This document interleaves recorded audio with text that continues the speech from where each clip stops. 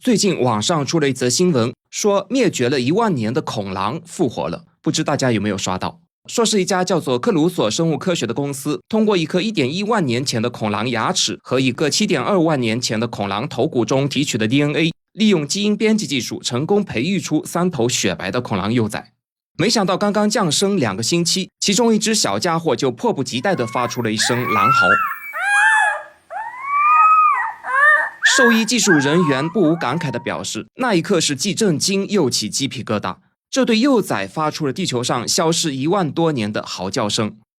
说实话，新闻看到这里的时候还是让人挺激动的，但是没想到此事很快在网上引发了激烈的口水战。反对者认为这只是克鲁索公司在哗众取宠，理由是这次培育的恐狼幼崽体内只有14个基因来自恐狼，而一只真正的恐狼可是有多达 1.9 万个基因，所以这怎么能叫恐狼呢？有一位博主举了个例子，他在地瓜上挖了个洞，把一块橘子放入其中，说原先的地瓜现在就变成了橘子，这就是克鲁索公司告诉我们的恐狼。我觉得吧，这个比喻并不恰当，这其中存在不少的误解。他们误以为这次提取的只是碎片化的恐狼基因，其实不然。克鲁索公司的官方声明是这样写的：我们利用 1.15 万年前和 7.2 万年前的恐狼化石中发现的古代 DNA， 精心重建了完整的恐狼基因组。注意，是完整的恐狼基因组。之后他们把恐狼基因组和灰狼的进行对比，最终筛选出14个基因里一共20处差异。这20处差异决定了恐狼的显著特征，包括更大的体型、白色的皮毛、更宽的头部、更大的牙齿、更强壮的肩膀、更发达的腿部以及独特的叫声，尤其是嚎叫和呜咽声。所以这3只小家伙和1万年前灭绝的恐狼在外观上看应该是非常接近的。反对者说的恐狼有 1.9 万个基因不假，但这并不意味着需要将 1.9 万个基因全部编辑了才能叫做恐狼。事实上，灰狼和恐狼的基因相似度达到了 99.5%。克鲁索公司的人就是找出这 0.5% 里存在明显差异的那一小部分关键基因，对之进行了编辑，所以管他们叫恐狼也没太大问题。再以先前那位博主为例，如果他能保证地瓜和橘子的基因相似度也能达到 99.5%， 并且他能找出关键性的区别基因，把地瓜的外形、颜色和口味也变成橘子，那么我觉得叫它橘子也完全说得过去。当然，恐狼培育技术毕竟不是多利羊那样的纯克隆，非要咬文嚼字的话，我们也可以把这些物种称之为恐狼的功能性复活体或者转基因灰狼。那么有人可能会问，他们还那么小，是怎么看出体型更大、头部更宽这些差异的？其实我们看到的这条视频是拍摄于去年，如今2只小家伙已经6个月大，体长已经达到 1.2 米，体重为36公斤，预计未来能长到 1.8 米，68公斤，这是标准的恐狼体型。3只恐狼里有2只是雄性，名字分别叫罗慕路斯和雷穆斯，另外一只降生晚4个月的是只雌性，名字很有意思，叫卡利西。是的，你没听错，就是全游里龙妈的名字。在我们的认知中，恐狼的毛色应该是棕色或者黑色之类的，而如今培育出来一看，竟然是漂亮的雪白色，这正应了乔治R.R. 马丁笔下的冰原狼的毛色，所以为了向全游致敬，就索性取名为卡利西了。那么克鲁索公司声称，除了恐狼外，接下去的目标是复活更多已经灭绝的物种，这可以说是一项史无前例的雄心勃勃的计划，是以往只能在科幻电影里才能看到的计划。那么问题来了，克鲁索公司这么做的目的是什么呢？难道仅仅像马戏团一样靠展出灭绝动物牟利吗？这种令人兴奋的基因编辑技术具体又是怎么实现的呢？今天这期节目我将为你拆解各种细节。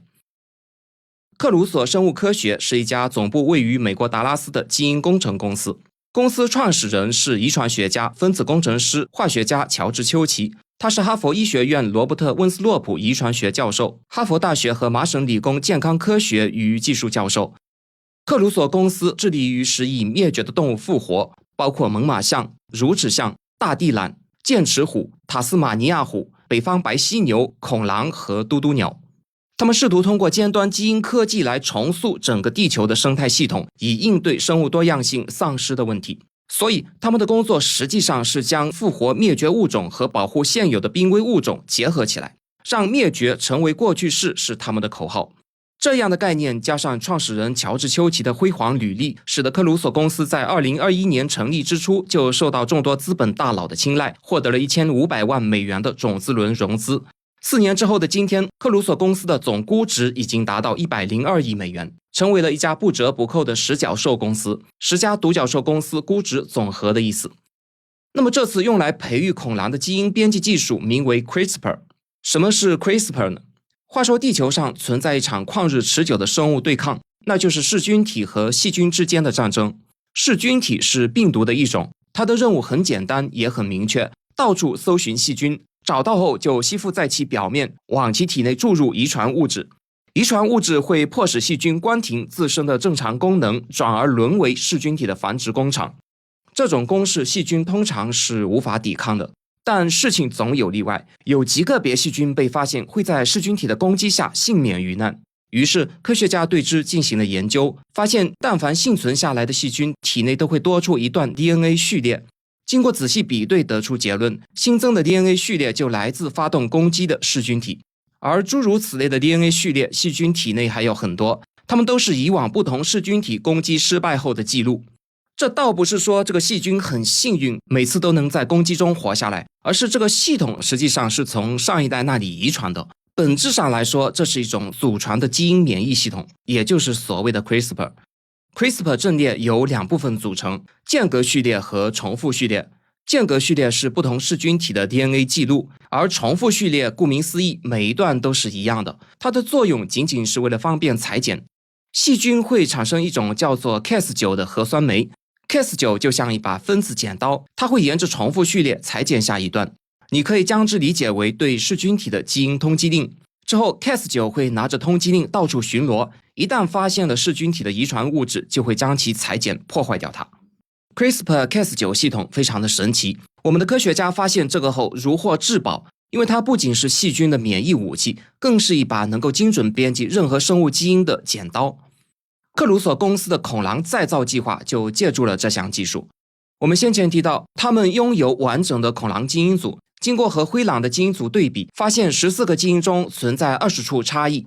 那么接下来是这么操作的。首先，他们从灰狼血液中提取了某种细胞的细胞核，利用 Cas9 剪刀剪掉灰狼 DNA 中14个差别基因所在的序列。这放在往常，被剪断的 DNA 会紧急启动修复机制，它的双链结构会打开，其中一条会去姐妹染色体那里复制一段，回来后再修复另一条 DNA， 是这么一个逻辑。而这次不同了，克鲁索公司的科学家团队提供了一条恐狼版的 DNA 模板，被剪断的灰狼 DNA 不明就里，就以之为参照模板完成了修复。恐狼的14个基因就这样骗过自然界法则，被整合进了灰狼基因里。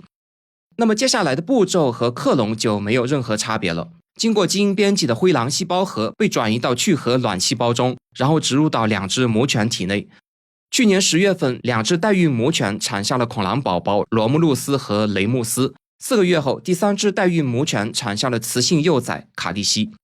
这些幼崽由代孕母犬哺乳了几天，随后饲养团队便改用奶瓶喂养。他们在8周大时断奶，此后一直居住在某处2000英亩的生态保护区里。保护区周围是3米高的围栏，里面设施一应俱全，包括兽医诊所、极端天气庇护所以及满足狼群安全需求的天然巢穴，由专业兽医团队24小时监护。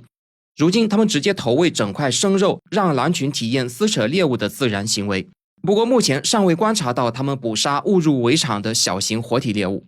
他们平时也会像幼犬一样互相追逐打闹、轻摇、蹭鼻子，但面对人类时表现得非常冷漠，始终保持着一定距离。当有人靠近时，他们会退缩，就连从小喂养他们的驯养员也无法过分亲近，稍一靠近就会引发警觉性后撤。3只恐狼将在生态保护区度过一生，享有广袤活动空间和精心的照顾。公司的人也将终身研究它们，观察基因编辑可能引发的不可预测的变化。那么恐狼并非是克鲁索公司计划复活的唯一物种，他们把下一个目标对准了猛犸象。今年3月份，该公司已经通过复制猛犸象 DNA 培育出了长毛鼠，令科学界震惊。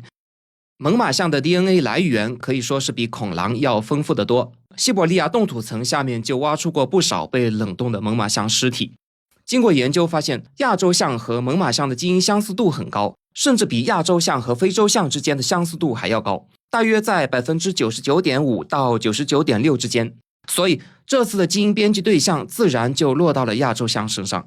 不过随着研究的进一步深入，他们发现复活一只猛犸象比恐狼要复杂得多。公司负责人本拉姆透露，他们最初计划编辑大约65个基因，但现在清单已经扩展至85个基因。这些基因决定了猛犸象的头骨形状、毛茸茸的外皮、曲线性的獠牙、较短的尾巴和较小的耳朵，以及额外的御寒脂肪层等特征。不过，更多的基因编辑意味着出错的可能性会大幅飙升。更为棘手的是，恐狼幼崽只需65天即可诞生，而作为已灭绝猛犸象的近亲亚洲象，它的妊娠期长达22个月，居哺乳动物之最。况且亚洲象还是濒危动物，所以要培育的话，也只能少量培育几头猛犸象。但克鲁索公司的目标似乎不止于此，看他们的样子，似乎是打算大量培育，然后把猛犸象放归到阿拉斯加北坡和西伯利亚这些地方，去修复那里的自然环境。北极平原地带一直以来是地球的冷却剂，这里的冻土层厚度可达几百米，下面一层又一层像三明治一样冷冻了大量动植物尸体。如果有一天地球温度升高，冻土层全部融化的话，大量暴露在空气中的动植物尸体就会迅速腐烂，然后释放多达 1.5 万亿吨的碳，这是地球大气层碳含量的2倍之多，相当于人类自工业革命以来碳排放总量的15倍。根据去年伍德维尔气候中心的研究发现，由于温度升高和野火导致的冻土融化，如今的北极及其周边地区大约有超1/3区域已经是碳排放源，而不是碳汇。经过研究发现，如果能将猛犸象重新引入北极地区，这些史前巨兽可能成为人类对抗气候变化的终极生态工具。在1万多年前的更新世时期，北极地区是一片被称为猛犸象草原的广阔生态系统。这片草原横跨欧亚大陆和北美，是地球上最庞大的陆地生态系统之一。但是猛犸象草原如今已经变成了一片由苔藓、灌木和沼泽组成的湿润景观，这种景观的碳汇能力远不如草原。而如果能引入大量猛犸象，它们会在夏天啃食灌木、践踏苔藓，让草地重新占据主导地位。在冬季，积雪被猛犸象踩踏，北极的寒风就能冻结更深层次的土壤。西伯利亚地区的一项研究发现，野牛群可使冬季土壤温度降低4到6度，效果可以说是非常明显。而猛犸象的庞大体型将会放大这一效应。有朝一日，一旦猛犸象草原得以恢复，它就能为更多的食草动物提供栖息环境，进一步增加草原生态的多样性。而要想做到这一切，第一步必须培育大量猛犸象。有鉴于亚洲象属于濒危物种，大规模繁殖不太现实，所以克鲁索公司的技术团队目前正在研发人造大象子宫。那么这次恐狼消息一经放出，立刻在网络媒体上引起了热议，甚至登上了《时代周刊》的封面。公司的人也预料到管这些动物叫恐狼和猛犸象会引起争议。他们的首席科学顾问贝斯夏皮罗在面对记者的提问时是这样回答的：无论最终诞生的大象幼崽形貌如何，从基因本质上来说，它们是携带部分猛犸象基因的亚洲象，但这种区分或许并无实质意义。若其外观像猛犸，行为模式也像猛犸，而且与同类基因改造个体交配能生下猛犸幼崽，很难否认该物种已经实现复活。按此标准，他们培育的猛犸象和恐狼就是真正的史前物种，因为它们具备了定义该物种谱系的关键特征。